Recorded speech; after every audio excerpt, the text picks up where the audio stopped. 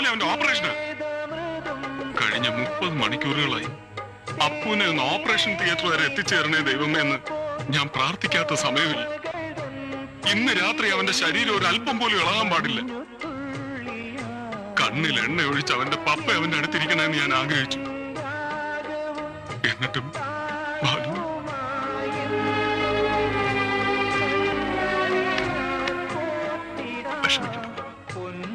ഞാനിരുന്നോളാം എന്റെ മോനെ. എത്ര രാത്രികളോടുണ്ട് അവൻ അല്പം പോലും അനങ്ങാൻ ഞാൻ നോക്കണം. നീ വിഷമിക്കുന്നു. നീ എന്നെ തല്ലുകയെ കൊല്ലുകയെ എന്ത് വേണം ചെയ്തു. പക്ഷേ ആര് പറഞ്ഞാലും നീ മാത്രം പറയരുത്.